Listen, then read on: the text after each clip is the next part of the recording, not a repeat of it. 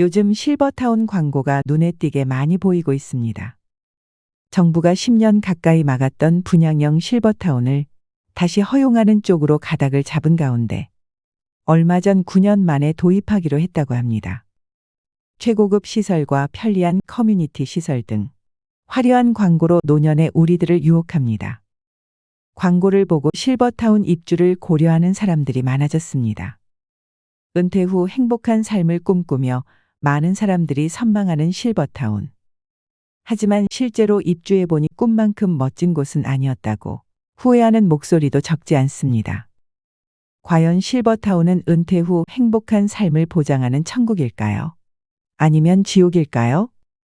오늘 영상에서는 한때 로망이었던 실버타운에 들어갔다가 후회와 상처만 남기고 돌아온 분의 사연과 노후의 주거지의 후회 없는 선택을 위한 실질적인 조언을 제공하고자 합니다. 영상 끝까지 시청해 주시고 소중한 분들께도 공유 부탁드립니다. 실버타운에 들어갔다가 계약 기간을 1년여 남겨놓고 다시 고향으로 돌아온 김말순 할머니의 사연은 이렇습니다. 평화로운 아침 김말순 할머니는 마당에 앉아 조용히 보리차를 마십니다. 차 한 모금이 따뜻하게 목을 적셔주었습니다. 그리고 곧 마음속 깊은 곳에서는 여전히 실버타운에서 기억하고 싶지 않은 추억이 떠올랐습니다. 창밖을 내다보며 말순 할머니는 고요한 시골의 풍경을 바라보았습니다.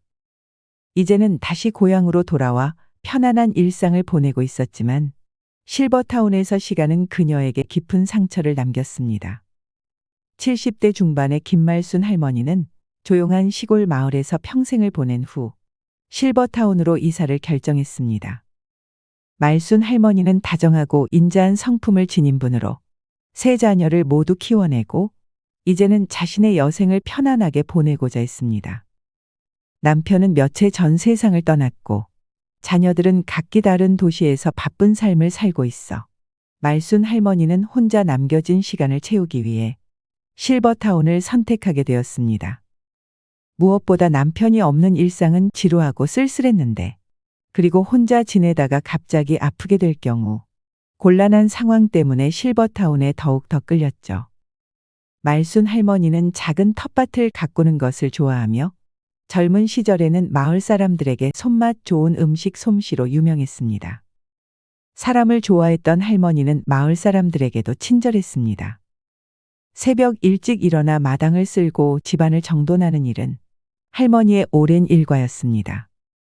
비록 시골에서의 삶이 단순하고 평범했지만 그녀에게는 모든 것이 소중한 일상이었습니다. 실버타운에 들어가기로 결정한 이유는 무엇보다도 그곳이 제공하는 다양한 편의시설과 안전한 환경 때문이었습니다. 할머니는 실버타운에서 새로운 친구를 사귀고 건강하게 여생을 보내리라 기대에 부풀어 있었습니다. 처음에는 고급스러운 시설과 친절한 직원들 덕분에 할머니의 기대는 현실이 되는 듯 보였습니다. 김말순 할머니는 실버타운에 들어가기로 결심하고 많은 정보를 알아보았습니다. 그러나 할머니의 마음 한구석에는 꺼림칙한 감정이 자리 잡기 시작했습니다. 먼저 실버타운에 입주하는 데 필요한 금액이 너무 비쌌습니다. 보증금과 월 납부 비용이 예상보다 컸지만 남편이 남겨준 유산과 자식들의 도움으로 이 문제는 해결할 수 있었습니다.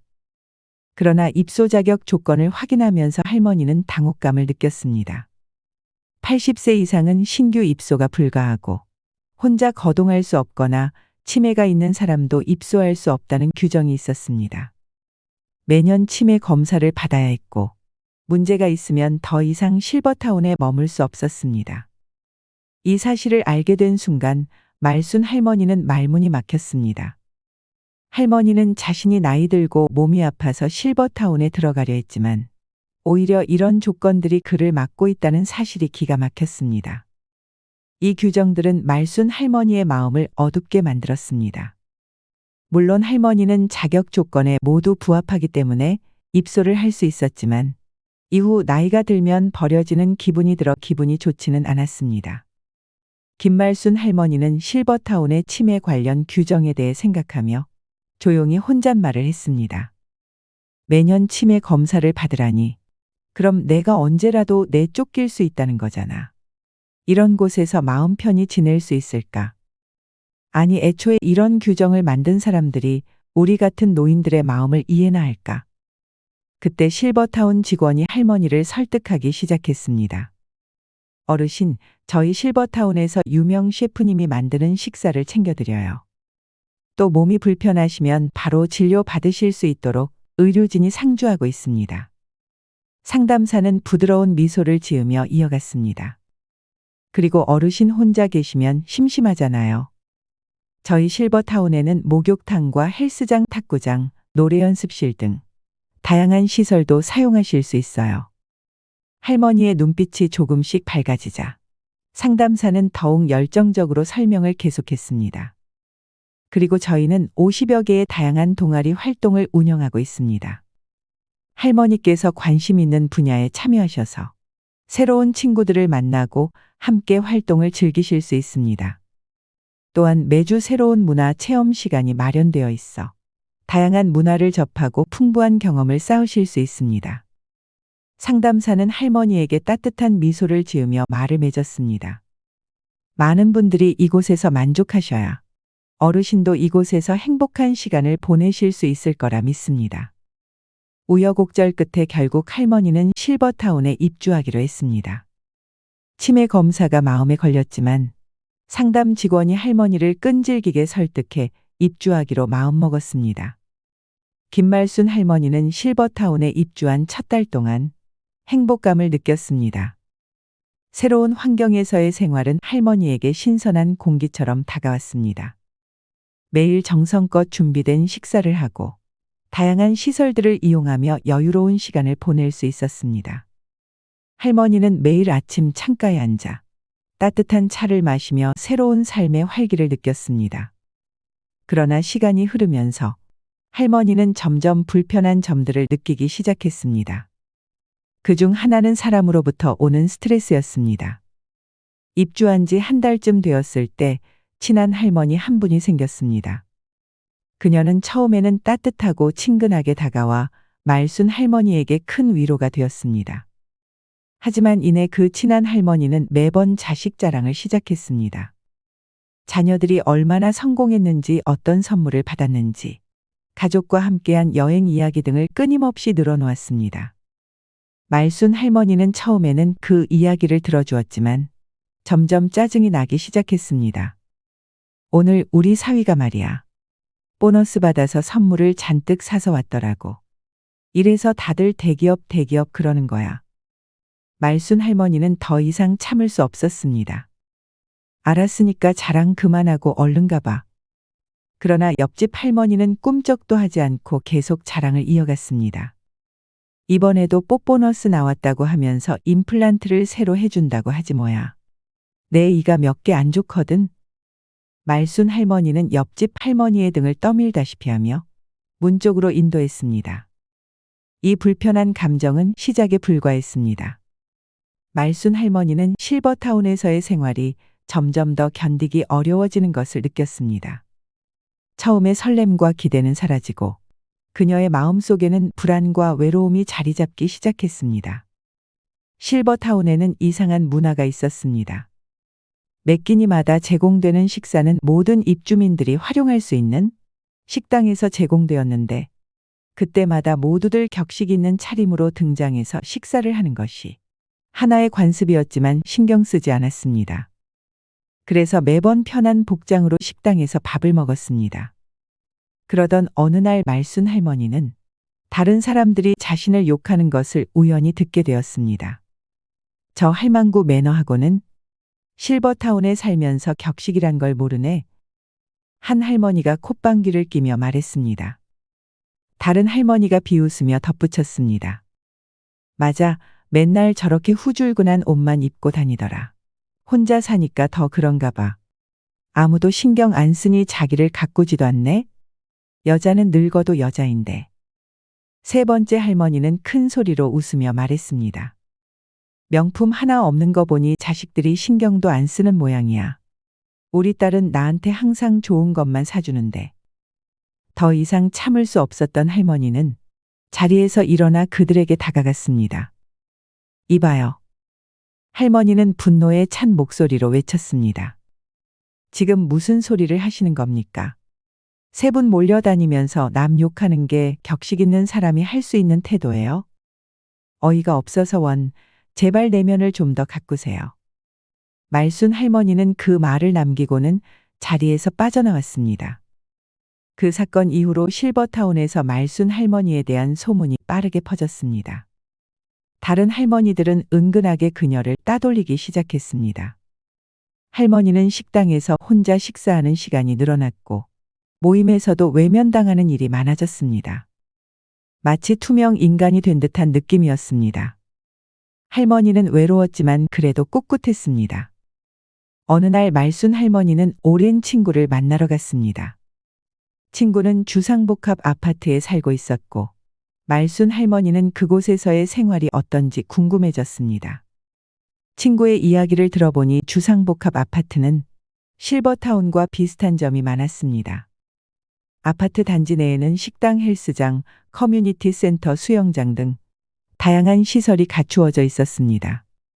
할머니는 아파트를 둘러보며 이곳의 활력 넘치는 분위기에 깊은 인상을 받았습니다. 이곳에는 노인들뿐만 아니라 젊은 사람들도 많아서 생동감이 넘쳐 보였습니다. 실버타운과 달리 같은 노인들끼리 교류는 적었지만 오히려 할머니는 이것이 더 마음에 들었습니다. 실버타운에서 겪었던 파렴치한 사람들을 다시 만나는 것보다 소수의 마음이 맞는 사람들과 교류하는 것이 더 나을 것 같았습니다. 물론 시설은 실버타운이 조금 더 좋았지만 아파트도 못지 않았습니다. 그리고 무엇보다 입주 비용이 크게 차이가 났죠. 친구와의 식사를 마치고 집에 돌아오는 길에 생각했습니다.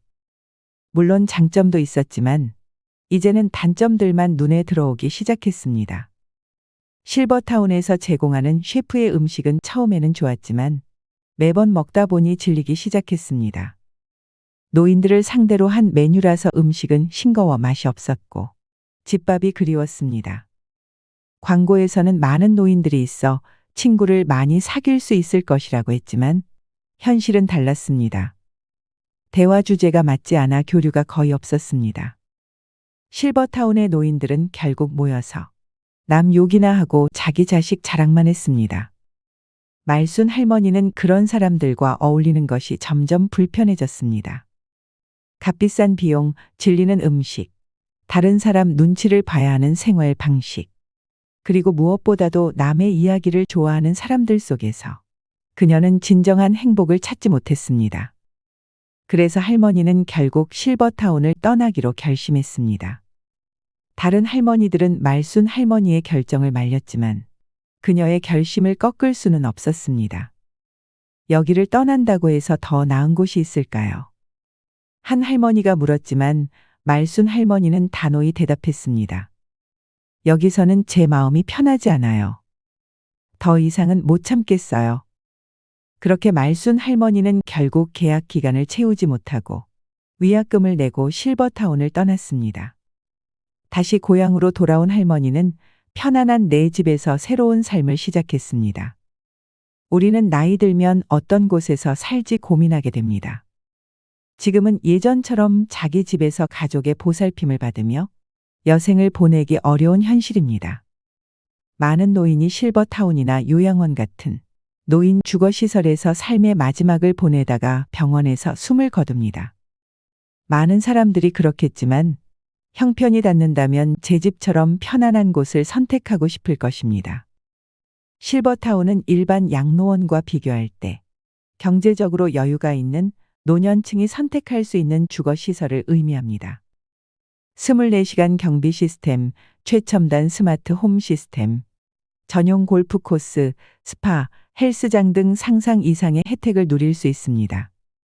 이는 단순한 물질적인 풍요를 넘어 특별한 삶을 향한 열망을 충족시켜 주지요. 하지만 실버타운의 현실은 달랐습니다. 화려함 뒤에는 여러 가지 문제점이 존재합니다. 다음은 실버타운에 같이 입주한 80대 후반 부부의 말로입니다. 실버타운에 살던 80대 후반 노인 부부가 말이다. 젊어서부터 그렇게 부부싸움을 해왔다는데 그날 점심에 남편만 밥을 먹으러 내려왔고 식사 후 혼자서 산보를 하더니만 방에 올라와 보니까 할머니가 욕조 미끄럼 방지 손잡이에 목을 맸지 뭐니. 결혼한 지 60년이 지났는데도 아직 싸울 거리가 남아있으니 기운도 좋다고 사람들마다 욕을 하더라. 우연찮은 기회로 실버타운에서 저녁 식사를 하고 건물을 한 바퀴 돌면서 실버타운에서 일하고 계신 이모님이 들려주신 비극입니다. 실버타운에서 노인들의 문제가 심각하다면서 일주일 전에 이모님 옆방에 입소한 할아버지는 부인이 돌아가시고 스스로 식사와 생활을 건사하지 못하자 자식들이 이 실버타운에 모셨습니다. 들어온 지 일주일 만에 아침을 먹으러 내려오지 않아 직원들이 올라가 보니 옆으로 누운 채로, 그러니까 벽 하나를 사이에 두고 이모님 방 쪽 침대를 향해 누운 채로 돌아가셨답니다. 실버타운을 운영하는 이들이 일상으로 대하는 비극입니다. 그러니까 말이다, 제명을 다하고 간 사람은 벽 하나를 두고 옆에서 죽어도 하나도 안 무서운데 투시는 목을 매든 떠난 사람의 방은 그 앞을 지나가기도 무섭더라. 삶과 죽음을 의연하게 받아들이고 마지막까지 자기 운명을 살아간 사람들이야. 노래하며 춤추며 저승길을 걸어가겠지만 처참한 노년을 살아가는 사람들은 하루하루가 비극일 테지요. 13년 전만 해도 실버타운 입주자들의 평균 연령이 75세였는데 먼저 살던 사람들은 늙고 새로 들어온 사람들은 고령자들 뿐이라 그런지 지금은 평균 연령이 85세랍니다. 식사 후 현관 앞 의자에 앉아 담소를 나누다 한두 시간 지나서 집 안으로 들어가곤 했는데 이젠 노인들이 10분을 못 넘긴다고 합니다. 제가 이모님이랑 실버타운 주위에 만들어진 산책길에서 산보를 하는 동안 추우니까 죄다 들어가 버렸어. 예전에는 이 앞에 잔뜩 앉아들 있었는데라는 말을 거듭하였습니다. 쓸쓸한 표정으로 말이죠. 실버타운에 입소한 한 할머니는 지난번 검사 결과로 약을 바꿔 드시면서 정신이 더 맑아지고 밤이나 낮이나 약에 취해 누워 계시던 모습 대신 요즘에는 하루 종일 침대에 앉아 TV 보고 계신다고 하는데요. 이모님 말에 의하면 90 중반을 넘기면서 할머니가 바뀐 점이 고집이 너무 세졌다고 합니다. 이젠 당신이 하고 싶은 것만 하지 생활규칙이나 약속은 지독히도 안 지키신다는 말을 덧붙이셨습니다. 그래서 노인분들이 이 할머니를 싫어해서 같이 늙은 마당에 왕따 아닌 왕따를 당하고 있다고 했지요. 직원 입장에서 7시 30분에 아침 식사도 전화를 하고 사람이 올라가서 모셔 내려와야 하니 직원들로는 보통 고달픈 일이 아니랍니다. 하지만 이곳 실버타운 원장님 말씀은 다릅니다. 노인들이 살기에 실버타운은 최고의 천국이라고 합니다. 외로움도 없고 불편할 일도 없다는 것이지요. 누구 말이 맞는 걸까요? 실버타운의 환상과 현실 사이에서 지금도 실버타운 입주를 고민하고 계신 분들이 있으실 거라 생각됩니다. 본인의 성향과 취향을 잘 고려하셔서 판단하셔야 됩니다. 실버타운은 나와 맞지 않는 것 같아라고 생각하시는 분들도 인생의 마지막을 보낼 거주지를 잘 선택하셔야 되는데요. 노후엔 어떤 집에서 살아야 할까? 노년기를 앞두면 누구나 해보는 고민입니다. 여러분은 현재 어떤 집에서 살고 계신가요? 은퇴 이후 넓고 탁 트인 정원에서 반려동물과 뛰노는 한적한 시골 생활 또는 도심 속 문화시설이 가득한 곳에서의 여유로운 도시 생활을 꿈꾸기도 합니다. 이미 그런 집에서 살고 계신 분도 또는 주거지 이동을 고민 중인 분도 계실 텐데요. 실제로 예비 은퇴자 2명 중 1명은 은퇴 이사를 고민한다고 합니다. 한 조사에 따르면 50에서 65세 중장년 2,000명에게 노후의 주거지에 대해 물었더니 지금 집에서 계속 살겠다와 다른 집으로 이사하겠다는 응답이 반반이었습니다. 일반적으로 중년에서 노년으로 넘어가는 시점에는 이사를 한번 간다고 하는데요. 노후에 살기 좋은 집은 따로 있다는 거 아셨나요? 우리는 나이가 들면 자식보다 믿을 건 집밖에 없다고 얘기하기도 합니다. 이처럼 노후의 보금자리는 인생 후반을 행복하게 보내기 위해 간과해서는 안 될 중요한 요소입니다. 노후에 살기 좋은 6가지 집에 대해 알아보겠습니다. 첫 번째, 최소 10평 미만의 집은 피해라. 실제로 60대 이후에는 자녀들을 모두 출가시키고 부부 또는 혼자 사는 시니어들이 많습니다. 이때 무조건 작은 집으로 가야겠다는 생각에 10평 미만의 집을 선택하는 경우도 있는데, 보통 정부에서 지원하는 실버 임대주택의 경우에도 전용 8평, 10평 정도가 많고 오피스텔의 경우에도 10평이 채 안 되는 곳이 많습니다. 하지만 나이가 들면 너무 좁은 집에는 살 수 없습니다. 여기서 좁은 집이라고 하는 것은 10평 미만을 이야기하는 것입니다.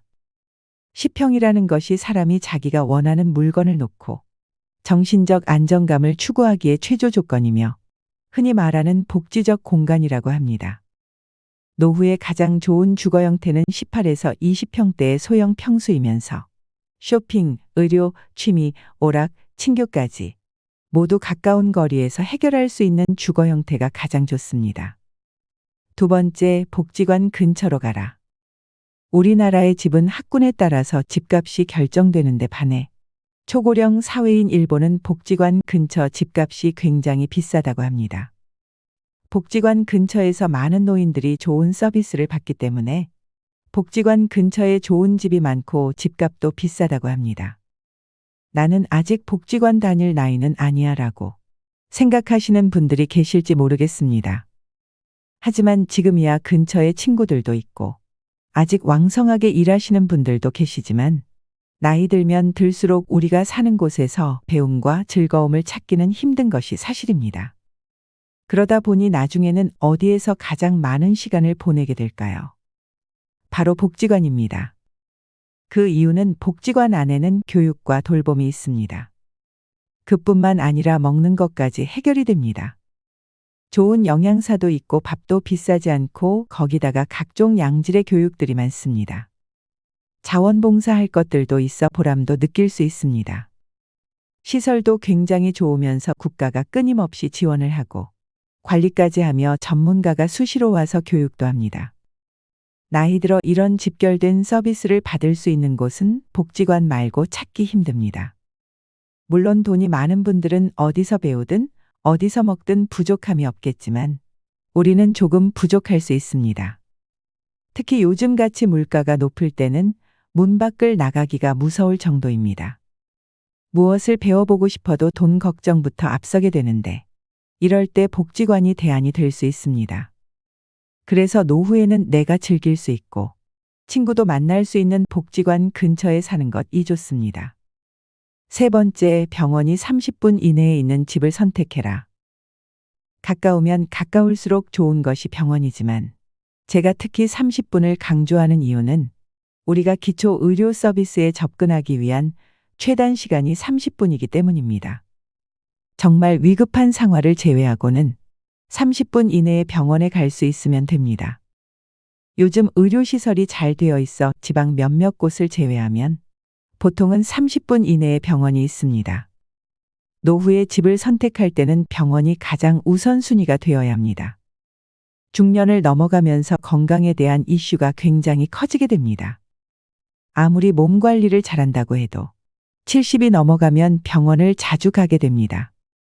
가벼운 병은 가까운 곳에 가서 치료를 한다고 하지만 중병이나 장기질환들, 만성질환들이 계속 발생하게 되면 큰 병원을 많이 이용할 수밖에 없습니다.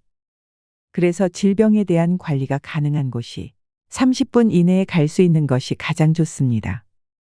네 번째, 자녀와 살아야 한다면 같이보다는 근처를 선택해라.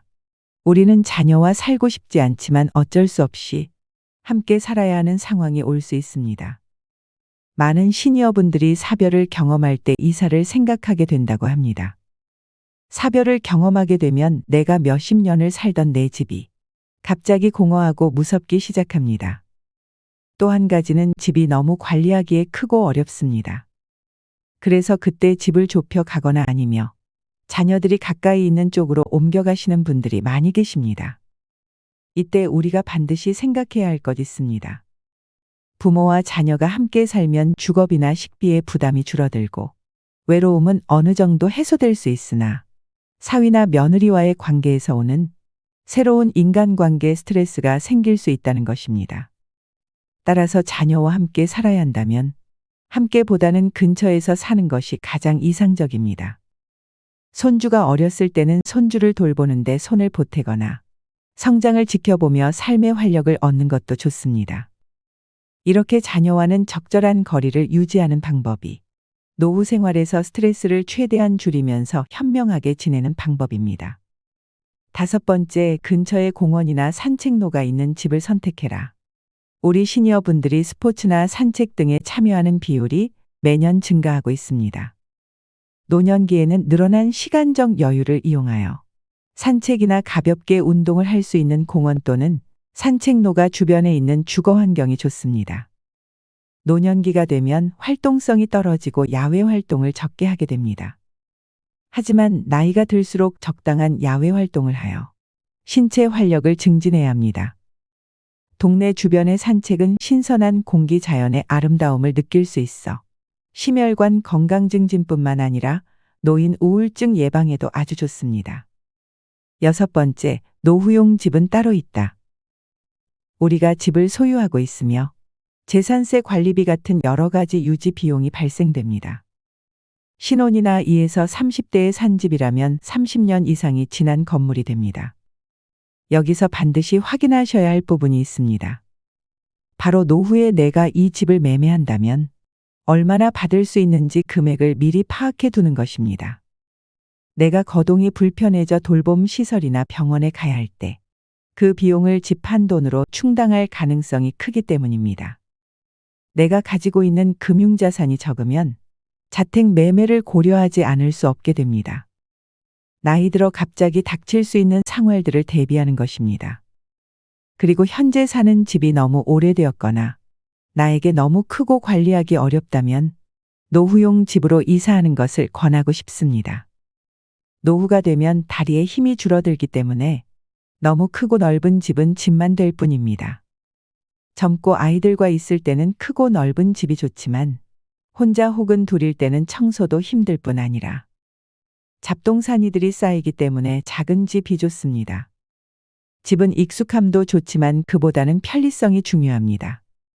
지하철역이나 마트, 병원 같은 편의시설은 가까울수록 좋고 작은 집이라 해도 부부 각자가 독립적으로 사용할 수 있는 방이 각각 있는 것이 좋습니다. 나중에 정말 나이가 들어서 우리가 수족을 움직일 수 없는 순간이 오게 됩니다. 그때는 우리가 요양병원이나 요양원을 가든지 자식들과 함께하는 순간이 오겠지만 내가 5에서 60세 이후에 이사를 할 때는 나만의 기준과 우선순위를 정하고 내가 살 마지막 집이라는 생각을 가지고 선택하시는 것이 좋습니다. 집이라는 것은 사고 파는 것이 쉽지 않다 보니 다시 돌아오기가 매우 어렵습니다.